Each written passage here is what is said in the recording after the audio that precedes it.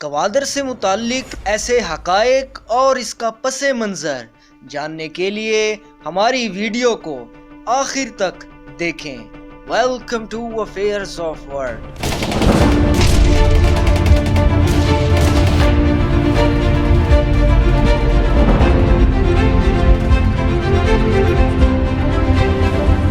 یہ خطہ 1000 سالہ تاریخ کے پہلوں پر قائم رہا، یہاں تک کہ سن 643 عیسوی میں حضرت عمر بن خطاب رضی اللہ تعالی عنہ کی عرب مسلم فوج نے مکران پر قبضہ کر لیا اور اس وقت میں مختلف طاقتوں کے ذریعے اس علاقے کا مقابلہ کیا گیا۔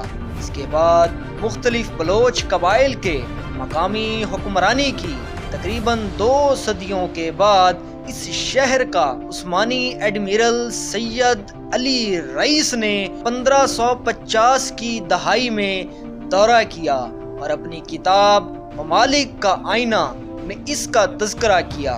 سید علی رئیس کے مطابق گوادر کے باشندے بلوچ تھے اور ان کا سردار ملک دینار ولد ملک ضیاء الدین تھا۔ 15ویں صدی میں پرتگالیوں نے ہندوستان اور عمان کے کچھ حصے فتح کیے۔ انہوں نے مکران کے ساحلی علاقے پر قبضہ کرنے کے ساتھ آگے بڑھنے کا منصوبہ بنایا۔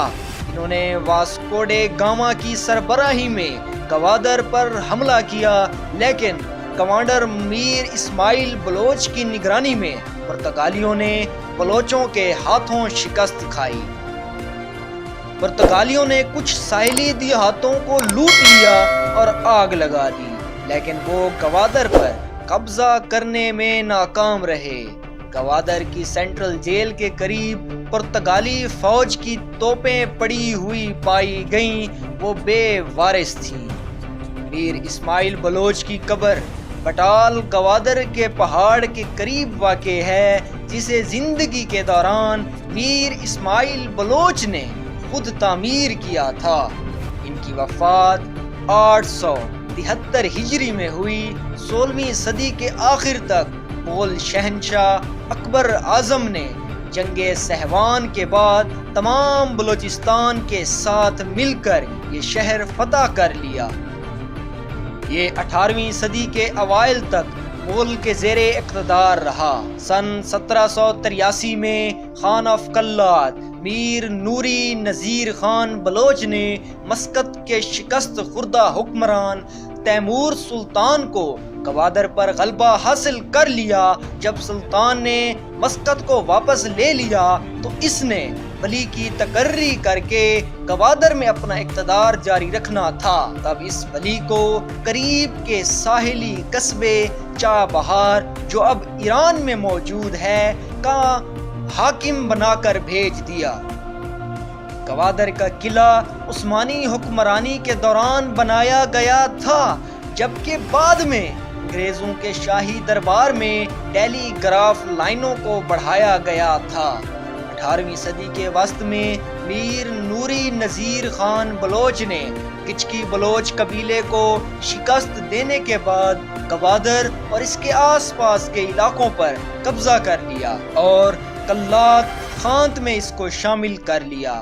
تاہم یہ سمجھتے ہوئے کہ گچکیوں کی حمایت کے بغیر اس علاقے پر کنٹرول برقرار رکھنا مشکل ہو جائے گا، میر ناصر نے مقامی گچکی چیف کے ساتھ ایک معاہدہ کیا، جس کے تحت گچکیوں کو اس علاقے کا انتظامی کنٹرول برقرار رکھنے کی اجازت دی گئی۔ کلات کو نفس جمع شدہ موصولات فراہم کرنے کے بدلے میں یہ معاہدہ 1783 تک جاری رہا۔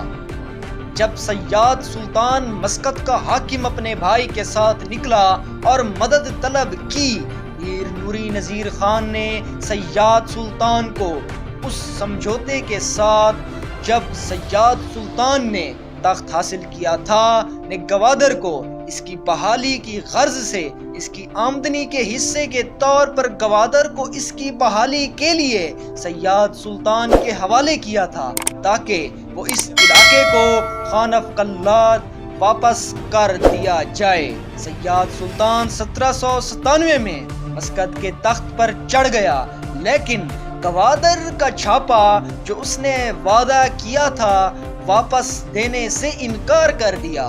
گوادر پر قبضے کے لیے سلطان اور خان افقلات کے ورثہ کے مابین ہونے والی جدوجہد نے انگریزوں کو مداخلت کرنے کی اجازت دے دی۔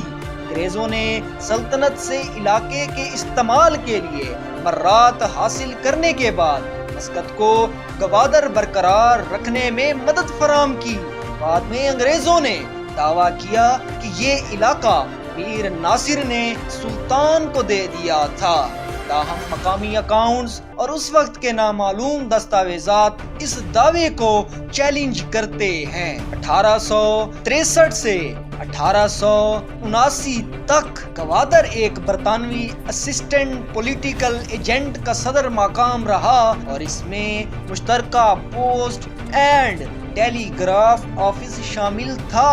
1950 کی دہائی میں حکومت پاکستان سے مذاکرات ہونے تک سلطان گوادر کا خود مختیار تھا۔ جب 1947 میں پاکستان کو آزادی ملی، گوادر ابھی بھی عثمانی حکمرانی میں رہا۔ پاکستان کی آزادی اور 15 اگست 1947 کو برطانوی بلوچستان کے چیف کمشنر صوبے سمیت 17 مارچ کو 1948 کو ریاست خاران، مکران اور لیسبیلا اور 27 مارچ 1948 کو ریاست کلات میں پاکستان کے ساتھ الحاق کے بعد